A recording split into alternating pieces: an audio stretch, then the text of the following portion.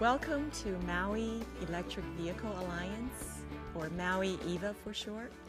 Today I have Thomas Hussey, our head of automotive program at UHMC, followed by two visitors to Maui who will tell us about fast charging. We'll be right back.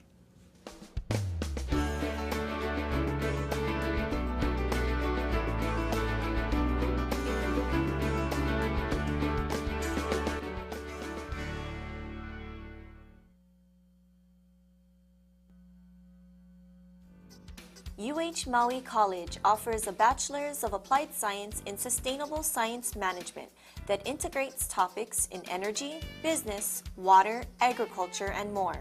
The Sustainable Science Management degree is one of those degrees that you're not even just doing something for yourself, you're doing something that's going to make you feel good about doing it. This degree provides an educational path to careers in virtually any business or industry that seeks to identify, implement, and design methods of becoming more sustainable economically, environmentally, and socially. Where else can you have a degree where you can make money at it, find your chosen career, help the community, and help save the world?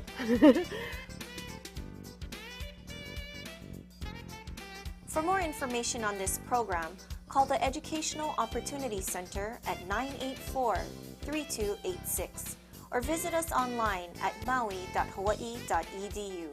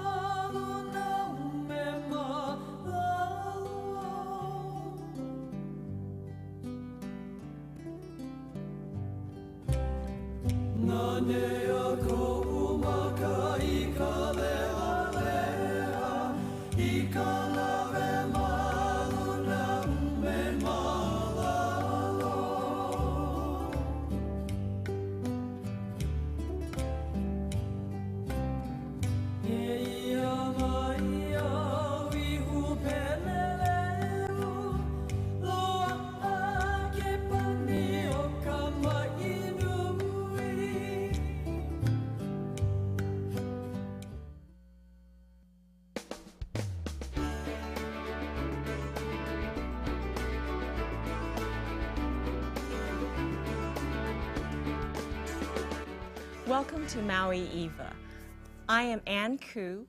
I'm directing this project, trying to get EVs to Maui and get Maui ready for electric vehicles. This is a great opportunity for me to introduce our automotive program at UHMC. One of the things we have to do for this project, basically to write this implementation plan by the end of September this year, is to include the education component or workforce training. And key in this endeavor is what kind of auto mechanics, technician training do we need? Do they need to be able to service EVs? What kind? So rightly so, I have here with me Thomas Hussey, head of our automotive program. Thomas, welcome to Maui EVA. Thank you for having me. Thank you. Now, you've been head of our automotive program for how many years? For about 6 years now. For 6 years now, right. And the building you're in is actually quite an old building, is that right? We go back to the 40s. For the when 40s? When this was a technical school. Wow, when it was a technical school. And do you include EVs right now? Right now we're not including EVs. We're training on the hybrids. Hybrids? Hybrids, yeah. So that's electric with a gasoline motor, so a combination. Okay, and are they the plug-in variety? Right now, no. They're non-plug-in. The plug-ins will be coming in 2013, and actually Toyota already has it out. The plug-in Prius. The Prius. And then unless you have a retrofit kit that you can put in on the Prius. Right. So right now, would you say that auto mechanics on Maui in general don't know how to maintain EVs? I think Is they, that a general no, I think generality? we got the dealerships that are trained. Dealerships are Yeah, trained, They okay. have their own people that are trained, you know, their technicians that are trained to do their EVs. Mm-hmm. But as far as outside people, the independent people, Mm-hmm. I think we're looking to get some kind of training here on Maui. Right. So right now, if I were to buy a Nissan Leaf or a Chevy Volt and it breaks down, what happens? Well, it'll be under warranty. Be And under I think, warranty, I think those okay. cars are good, they're warranty for at least 5 years. Okay. And then the dealership will be responsible for doing auto warranty on those cars. Right. So I don't have to worry about that. But after that, Yeah, then the independent's gonna come in, you know, because, you know, everybody thinks about labor rate and what's the cost is, you know, where the independent doesn't have the high cost as a dealership does. So they can actually charge you less to do the repairs on their cars. so we're looking at a time horizon about 5 years to have these auto mechanics EV ready, so to speak? I think it's gonna be sooner than that. Sooner than that? I think Okay. we're gonna need to be training now so that we're gonna be prepared for the EVs now and what to change in the EVs to come. Right. Now, just going back a little bit, how long does it take to get, is it certified or get trained as an auto mechanic?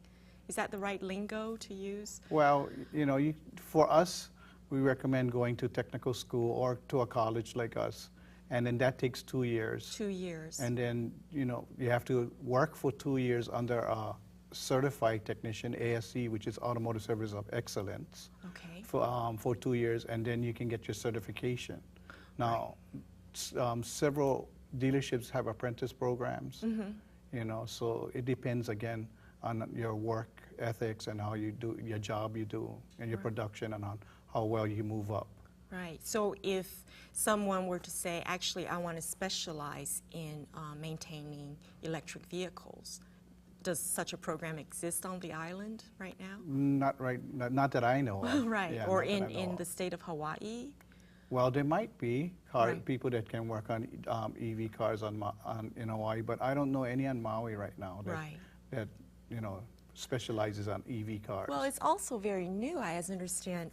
These OEMs or the automakers are coming out with their own versions, their own EVs, like the new Ford Electric, the Ford Focus Electric. Yeah, the Ford Focus is new. New, and all those, this is all new technology. So do you train the people first before the technology, or you train them after the technology I is think I released? train them after the car's here, Right. first of all. But in order to get the car here, the technology has been taught on the mainland. They- Right, so they're sending their techs to learn there, so that then they can send their cars here after the techs are trained. Oh, right. And I heard that the salespeople have to get trained first before they can sell the EVs. So Yeah, because they need to talk to the customer. they need to talk to the You know, customers, so therefore they must have technicians as well before they could release the cars. Yeah. Right. So you're gearing up to get our UHMC automotive program ready.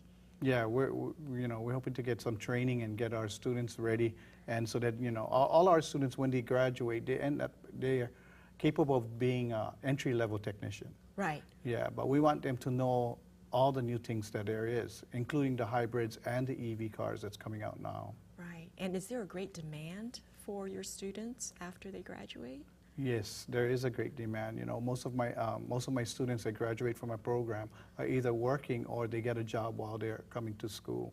Oh, yeah. Well, rumor has it that 3 days after classes open for registration, it's closed. They're closed because of such a demand. Is that right? Yeah, we got a lot of students that want to get in, including the high school students that want to get into us. Okay. Thank you, Thomas. After the break, I will introduce 2 visitors to Maui. But first of all, Thomas Hussey and I will talk about what it was like to be visitors to Oahu.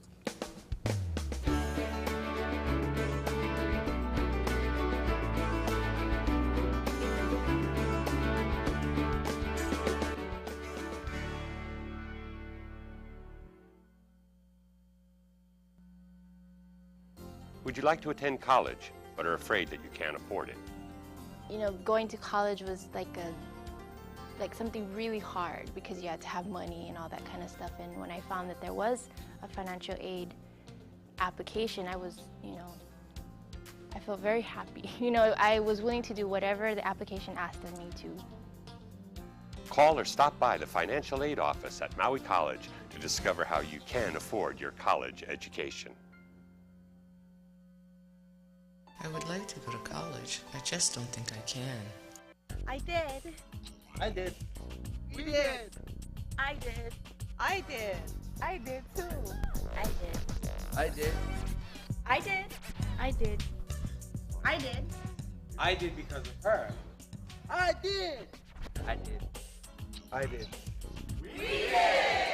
They all did. Call UH Maui College or log on to our website to find out how you can too.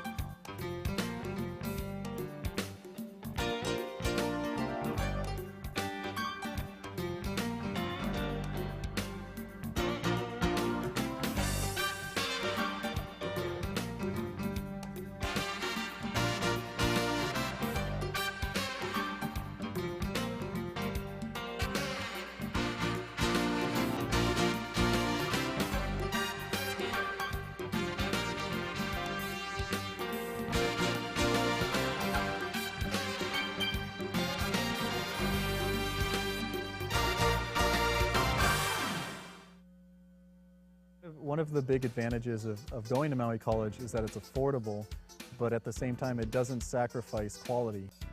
UH Maui College's Bachelor's of Applied Science in Applied Business and Information Technology combines the best in entrepreneurial education with information technology and liberal arts. It's supposed to encompass every aspect of business that prepares you to be an entrepreneur and run your own business, from finances and accounting to marketing and e-commerce.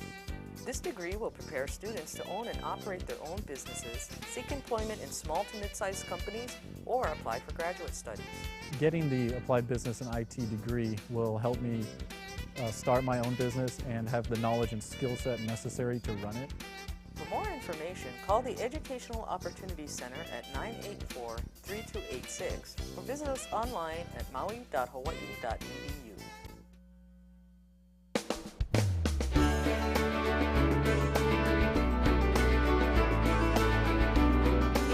Welcome back.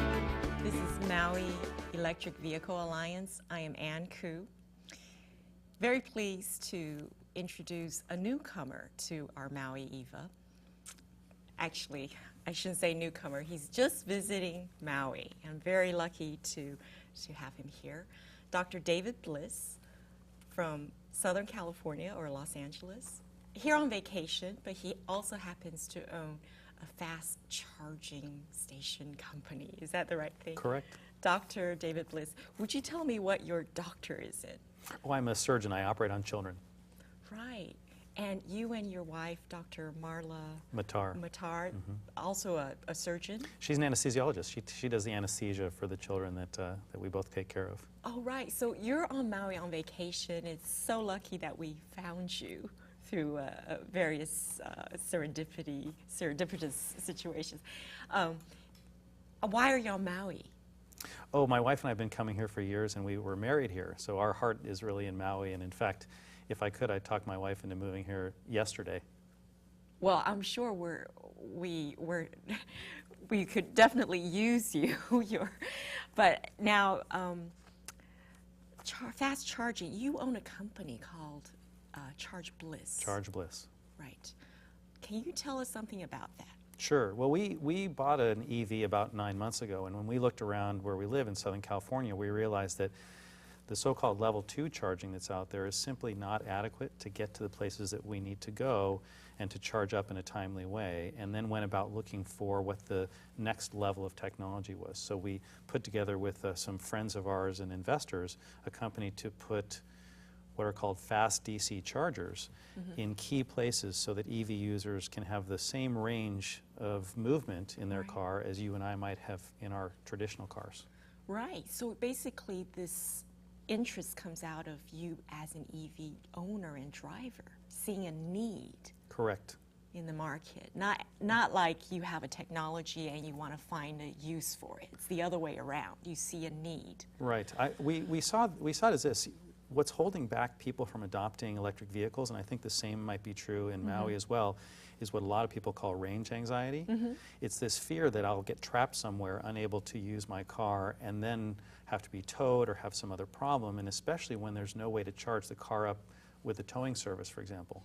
Right. Well, this is what we experience. So Thomas and I we're going to the annual auto show in Honolulu at the end of March, and we decided to rent an EV, stay there overnight, and see what it was like. We've never driven an EV before, and it took about an hour and a half to try to find a hotel that we could book, but the hotel we ended up booking, we weren't sure had a charging station. In fact, we thought they didn't, but we thought we'd take a risk, right?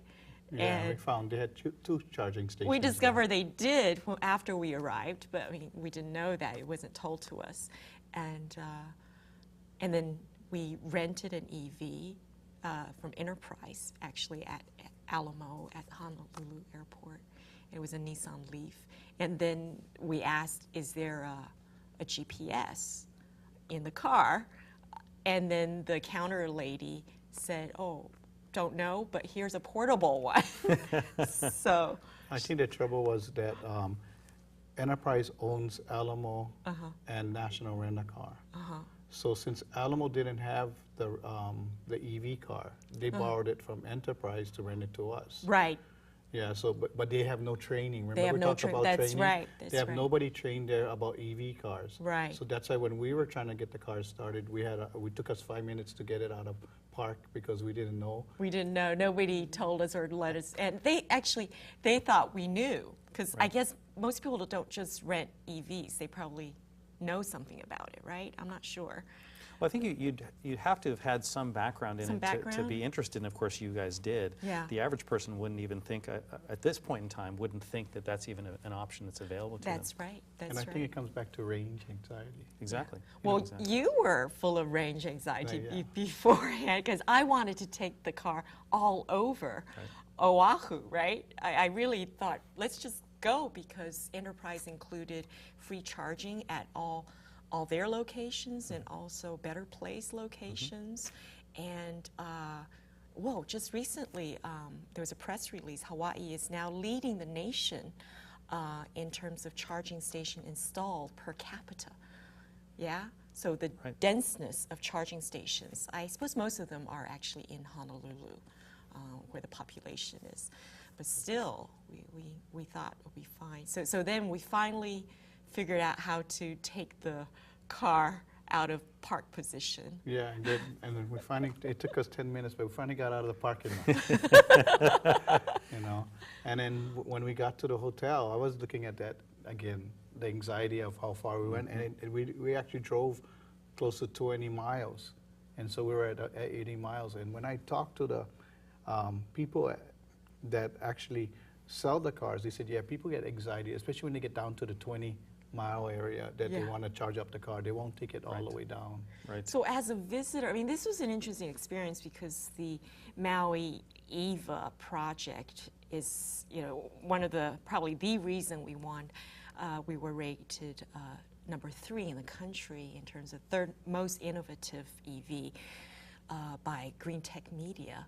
is our strategy to get the EVs to our 2 million visitors per year through the rental car companies, whereas all these other places, these cities that are EV ready, are looking at residents, where 90% of the charging takes place at home overnight, and then they take it to work and they charge it at work, you know.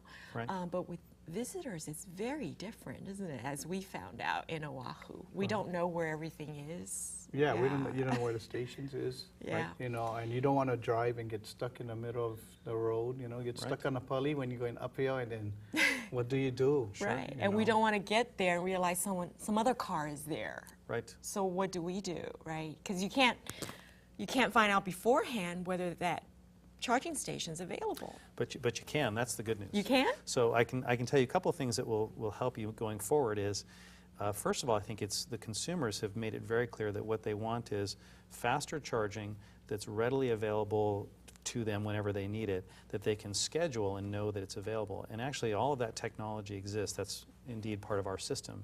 Is on your smartphone you can pull up an app that says exactly where the device is it in use right now, and if you want to schedule it, say you want to use it at 2 p.m. Right. You just plug in your information and you show up at 2 p.m. No one else can use it because it's coded to you as the user, and therefore it's reserved. Now if you don't come, it'll eventually unreserve, so to speak, and the next person could come and use it. So you have like a waiting list. Right, or and, something like and the device also can charge more than one car in a row. So let's say that you go to the Cannery Mall in Lahaina, and there's already a car parked there and you didn't think about reserving it. You simply park there, connect to the other connector. The machine will automatically flip over to start charging your car as soon as it's finished the first car. You don't need to do anything. Oh. It will send a message to your smartphone and say, your car is charging, it will be done in 30 minutes, and when you come out from your shopping episode, you're done. And since the average person spends about 30 minutes in the market and about an hour to an hour and a half in the mall, it works out just perfectly for whoever's visiting there. So does there have to be a physical person there switching? No, no. All you have to do is pull up with your car, show your card, if you will, and you could use your own credit card if you wish, or what are called RFID cards, these radio frequency cards. So you swipe it. You swipe it and then you connect and walk away. And it's automated. And in fact, the machine also has a level 2 charger, so that if you don't have the ability for some reason to use the faster version, you still have the normal, called the normal version, to charge your car as well. It's much, much slower. Right. But it would support every car that's being made currently. So this is a smart charging station. Exactly. It's not all the charging stations that they have, because some of the charging stations doesn't have these features. That's right. No, this is unusual in that what makes the system different is, number one, the fact that it can be scheduled and seen in real time, and number two, the fact that you can do multiple cars in a row, which is really essential. If you drive from, say, Wailuku all the way over to Kapalua, and you need to charge on the way back home, you don't want to stop at Lahaina and have to sit there for hours because you know, there's 2 or 3 cars ahead of you. That is the true range anxiety, I think. Right. You know, when you do get there, how long you have to wait if it's available. Right. So this, we hope, gets rid of that issue. And as the number of these chargers grows, in other words, as we believe that if you put these chargers in, people will then say, gosh, well, now I can go buy this car. That's what we need. Exactly. Yes. So who makes these charging stations that you talk about? We have a couple of different makers. The primary one that we use is called BTC. They're based in California. But I'm actually meeting this next week with 2 other makers who even have more innovative technology. And without boring all of your watchers, there's some additional tweaks to this that are important around how energy is used, because especially as you mentioned on Maui, it's very important not to draw a ton of current all at one time, because that's really a big strain on the grid. So our system actually takes power from nighttime and shifts it to daytime use. Like battery. Yeah, a storage system, so that we can turn that nighttime energy, which is inexpensive and less of a demand on the grid, and use it during daytime when the grid is under bigger demand. And so sort of buffer the system for Mauians and for This is excellent, because one of the reasons why we need EVs on the island is to have them charge overnight and use the otherwise curtailed wind power that we have. So, gosh, we're getting into such exciting nuts and bolts, you know, what truly matters to the visitor, to the consumer. We'll be right back and talk more about this.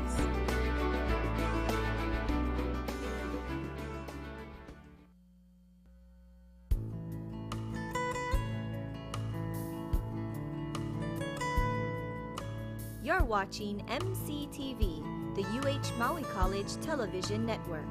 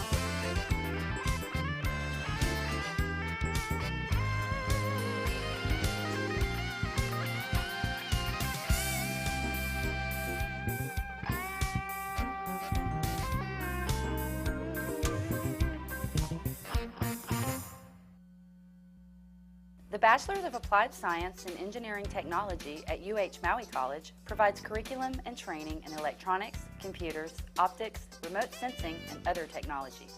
I always messed with video games and televisions and computers, so it's always something I really wanted to work with, throughout my life. I always had a fascination with electronics, and then because I was in the associate's degree, that also motivated me to do the bachelor's degree. This degree prepares graduates to be productive professionals who can make meaningful contributions to industry in Maui County, the state of Hawaii, and the world.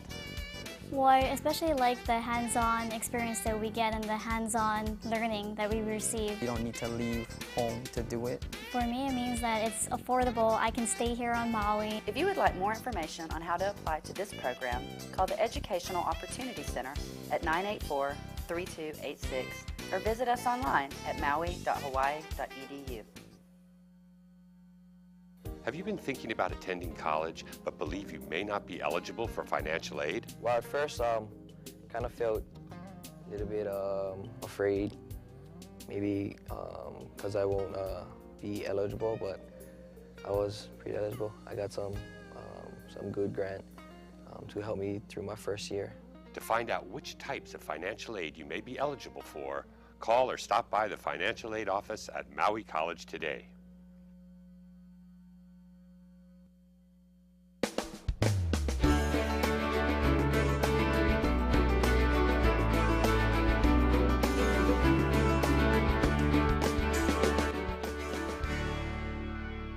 Welcome back to Maui EVA, Maui Electric Vehicle Alliance. I am Ann Koo.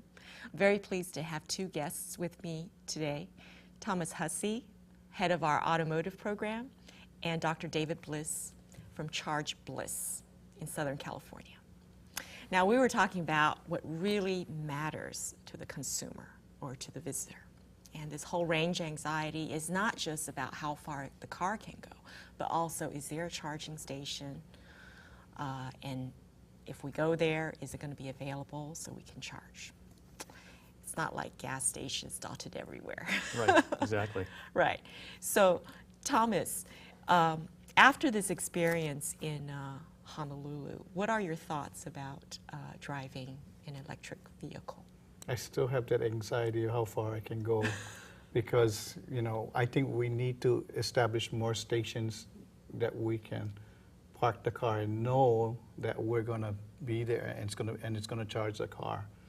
And we, on this island on Maui where we live, the closeness of our work and stuff, that's not much of a problem because we can drive home, and charge it every night. But if I'm here in Kahului and I want to drive to Kanapali, then that might be an item. Or if I wanted to take it to Hana, that might be an item that I'm going to be worried about. And I want to make sure on the other end of that island that there's a charging station. Right. Right, exactly.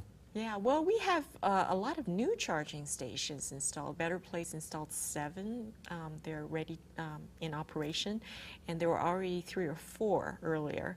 And however, all of those are level 2, which means it takes several hours to charge. And I think none of them have the capability to to tell you that they're available or not. So, you know, basically we're installing a dumb grid, as you will, yeah, where remotely you can't tell if that charging station is being used or not, unless there's a person that, you know, types it in.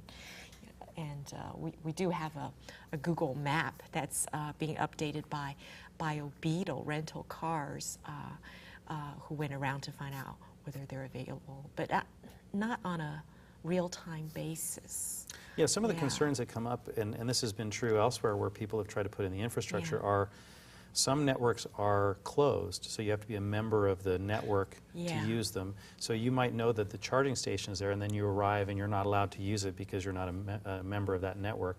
Other situations are if the system goes down or is broken, it doesn't notify users, and so you might think that you're on the trip to Hana and you know that there's that one charger, but then you arrive and it's broken or it's not a charger that you're allowed to use. Our approach and what we think needs to happen is it needs to be much more open, where any person, and especially for visitors wouldn't know to join a network. They need to be able to go to any charging station around and be able to use it. And they also need to know reliably that if you go up to Haleakala that you've got to have charging at the top of the mountain, or you might be in significant trouble because you'll use up a great deal of charge going up the hill. Right. We've already had several test drives up there. You could get up to the entrance, that's 6,000 feet, but there's another 4,000 to get up to the summit. Right. So there has to be a charging station there. And unless we have charging stations at these key locations like Haleakala, Hana, visitors won't be able to rent an EV and expect that to be the only vehicle. Right. And the other tricky thing I would add, I apologize, don't mean to interrupt you, is what I think users who haven't owned or operated one yet don't realize yet is the mileage that you think you can get, which is they tell you 100 miles is typical, really is closer to 75 in my daily experience. And more importantly, if you use the air conditioning at all, or any of the other systems in the car, then that goes down at least 20%.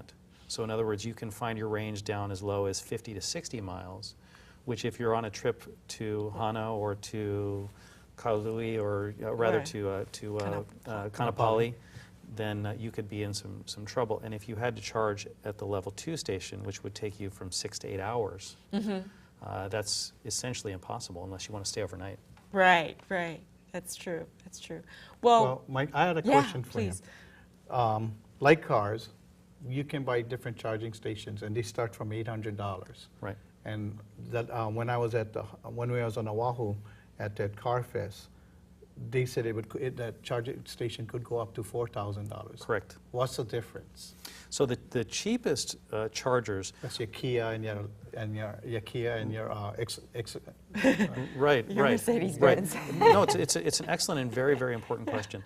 The cheapest chargers are simply conduits for electricity. The actual charging device is in your car. So level 2, the correct terminology actually is EV supply equipment because EVSE. Exactly, because there is actually not a charger within that box.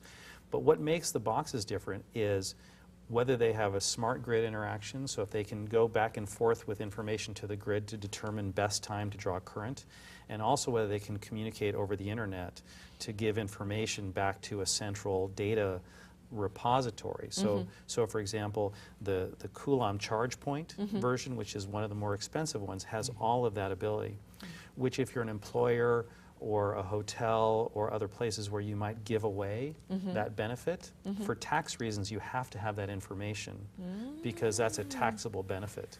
Interesting. So whereas you might put the inexpensive box in your home because you don't need that data, employers and businesses will need that information to track their expenses, the electricity usage, and also to minimize when they draw current from the grid. So if you have a dumb terminal, then you don't have any of that information. Exactly. It's just like a glorified outlet.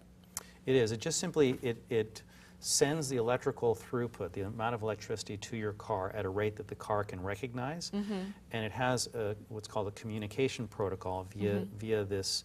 It's called SAE J1772, and that's the computer system, if you will, that tells it how to communicate back and forth. But other than that, it's a simple system to deliver current, nothing more. When you get to the more sophisticated boxes, those have the ability to track how much energy you're using, when you're using it, what the frequency of use is, a number of data points that are really important to know from, for example, MECO would want to know that information. Yes, so that's important. Yeah, But, my other question Go is ahead, please. durability. You know why we're dealing here with the salt air, you bet, the rain, the constant sea breeze that we have, you know. What's the durability of these charging stations? So what's really important is what's called NEMA certification, NEMA, which is essentially an outdoor certification that determines how well sealed the device is, and then also what the humidity and heat range is. And if you look closely at the range of the devices that are the higher quality devices, again, I would point to the Coulomb charge point devices as an example. Those have the highest NEMA certification, and they have the greatest range of tolerance of the humidity and heat. And so they would handle the Hawaiian weather very, very easily. So they could be in the rain. And I'll give you an example. I went and looked at a charge point setup in Oregon. And as you know, Oregon actually shares weather in a sense with Hawaii in that they're both very wet places. And this is sitting outdoors at a gas station working beautifully because it's a perfectly sealed device. But what about the salt air? See, you know, we're right Salt, here at this, that's right. especially on this school here, we got a lot of salt air, and a lot of our buildings are rusting and stuff. Can it handle that salt air? I don't know if anyone specifically published any information about that question. I'll have to get back to you on that. But I do know that the level 2 stations that have been in Southern California so far have handled that well. Now, how many of them are right on the coast is another matter, because as you know, most places in the Hawaiian Islands, people live within about a mile of the coastline, or less than that, half a mile of the coastline. So the exposure to salt water is probably even greater here than it would be in Southern California. It's a valid concern. I don't have a direct answer to. This is a very important question, because 80% of our hotels and condos and all that are on the shoreline, near the coast.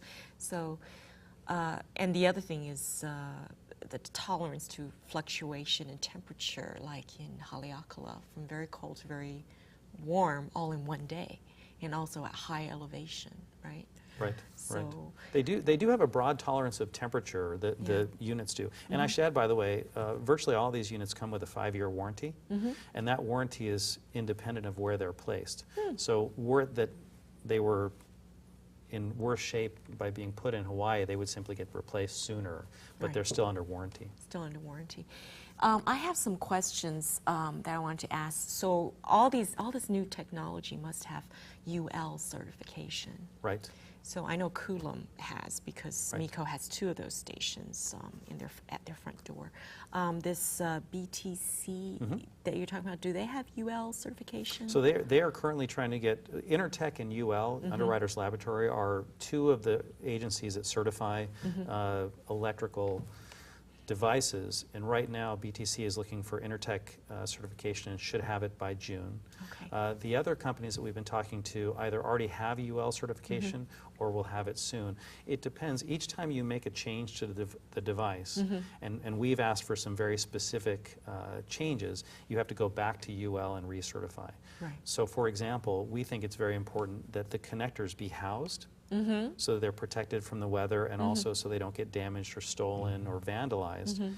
That housing, which opens when you put your card up to the unit, you have to go back to UL and get certified. So that's why we have a little bit of delay built in. Probably June or July will be our final certification.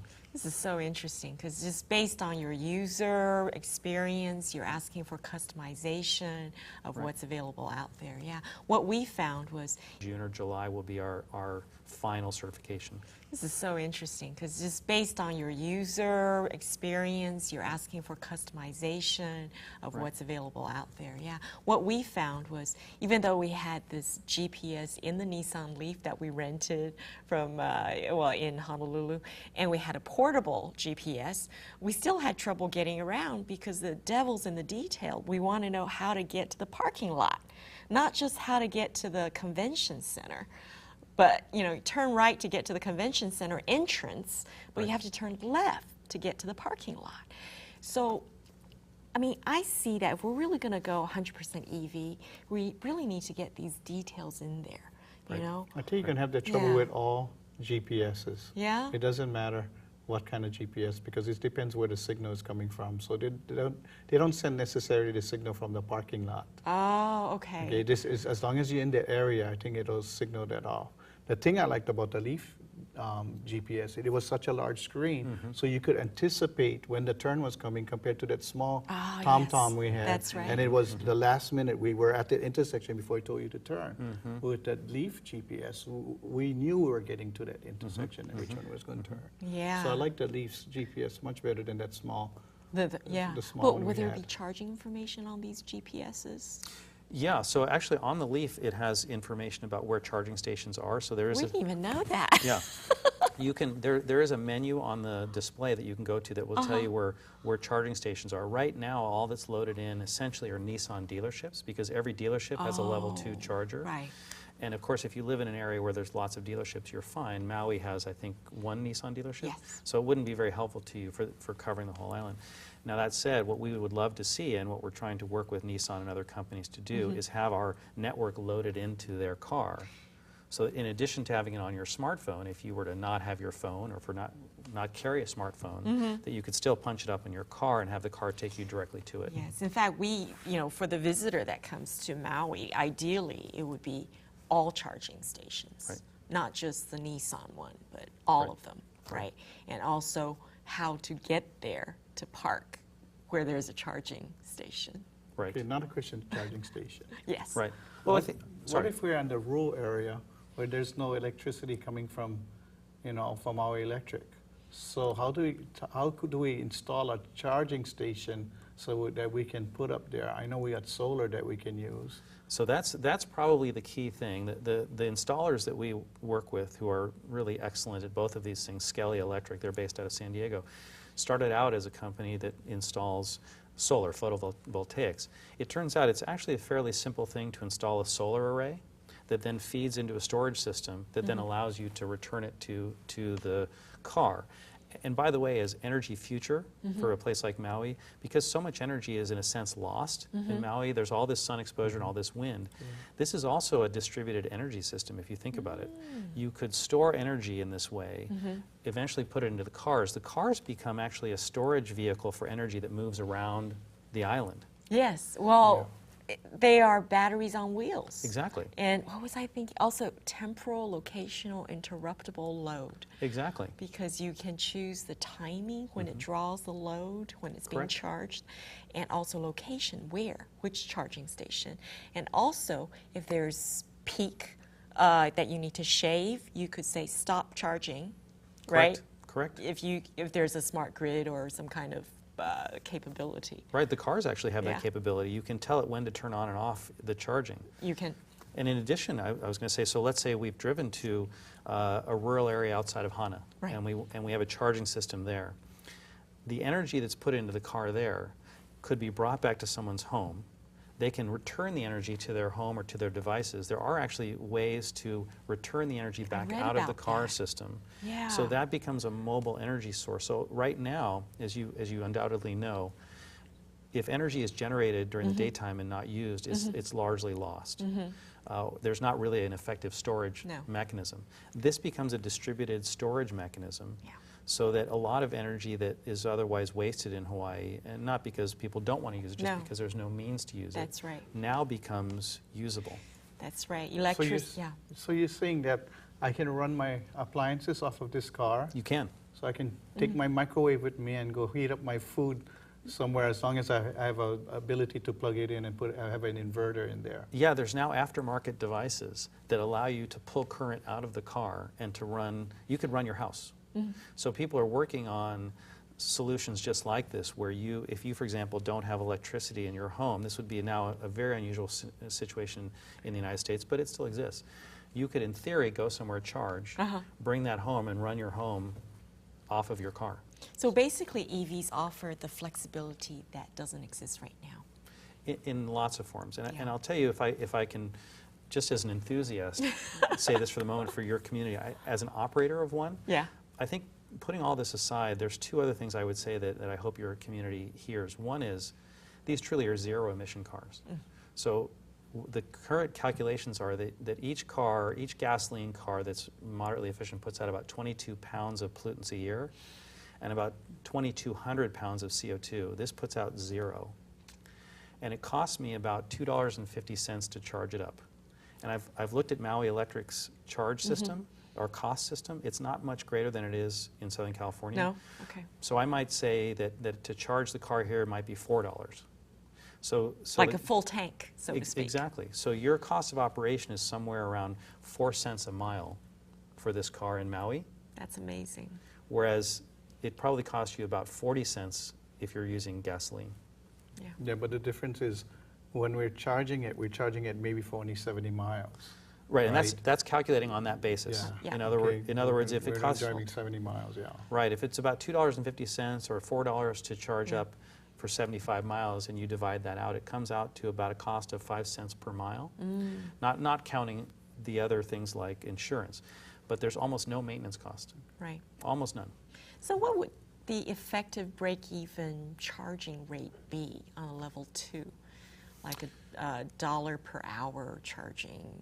That's probably about right. That's probably about right. About $1 an hour would be break even for the electrical cost. It would depend on, are we talking about on peak or off peak? There's other features that would depend on Maui Electric, but that's about right. For the DC fast charger, it's probably around $8 because you're compressing all that energy into a much, much shorter period of time.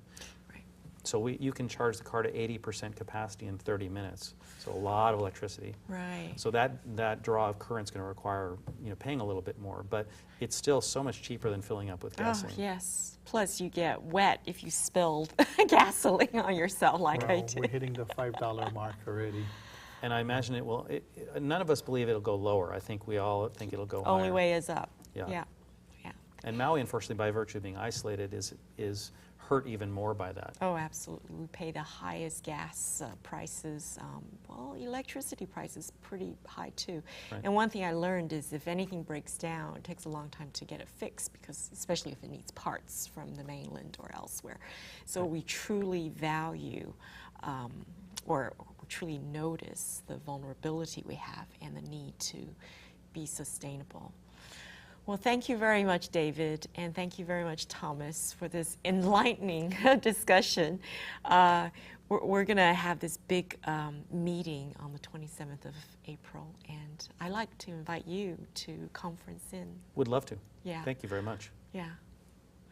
So that was a casual conversation into the needs of visitors and consumers, the actual nuts and bolts of what matters when you're driving an electric vehicle. And we have a lot more interesting topics to cover in forthcoming episodes. So please come back, and thank you very much.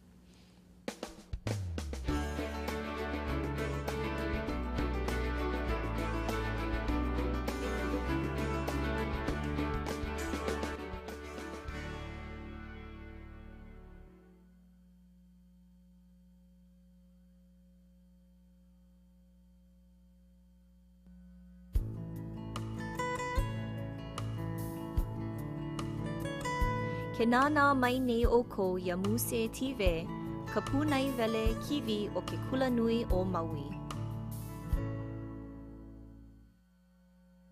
The Bachelor's of Applied Science in Engineering Technology at UH Maui College provides curriculum and training in electronics, computers, optics, remote sensing, and other technologies.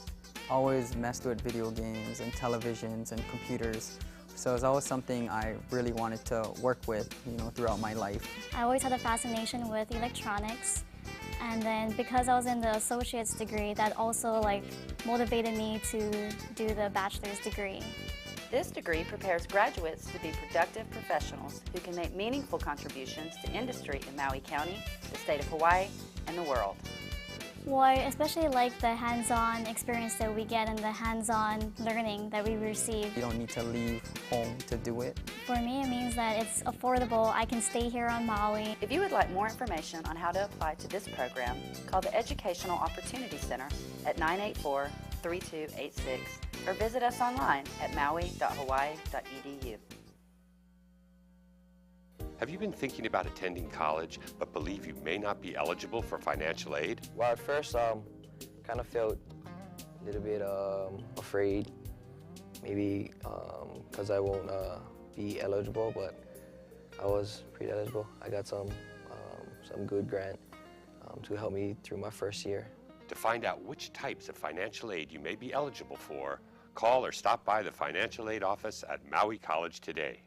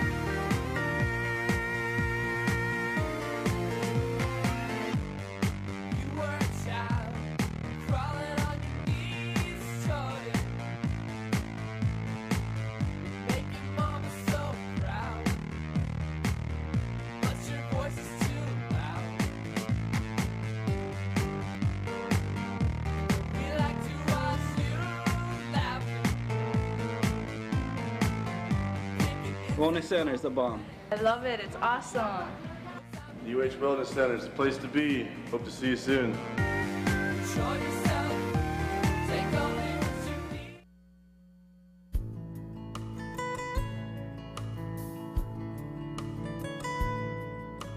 You're watching MCTV, the UH Maui College Television Network.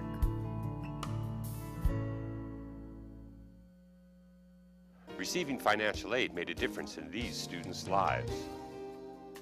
Having financial aid definitely helped me stay in college because otherwise I wouldn't be able to fund my college on my own. Without financial aid, I don't think I would probably complete my first year. that's the part I needed help in, which was the financial part, and financial aid really helped me a lot.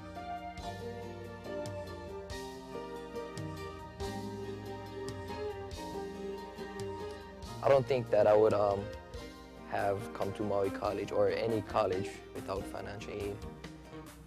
I would not be able to come to college at all without financial aid.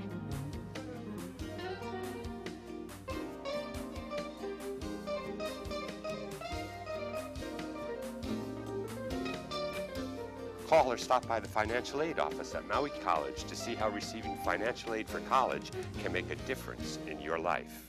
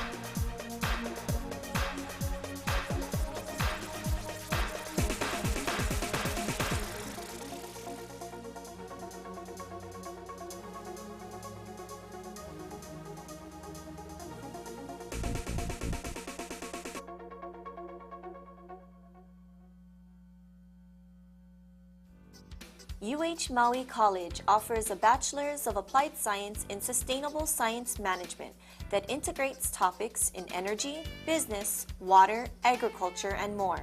The Sustainable Science Management degree is one of those degrees that you're not even just doing something for yourself, you're doing something that's going to make you feel good about doing it. This degree provides an educational path to careers in virtually any business or industry that seeks to identify, implement, and design methods of becoming more sustainable economically, environmentally, and socially. Where else can you have a degree where you can make money at it, find your chosen career, help the community, and help save the world?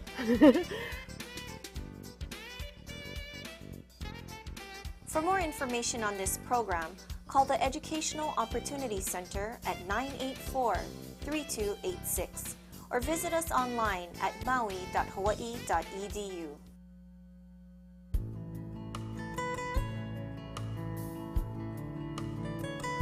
Ke nānā mai nei o ko ia muse tive, ka pūnai vele kiwi o ke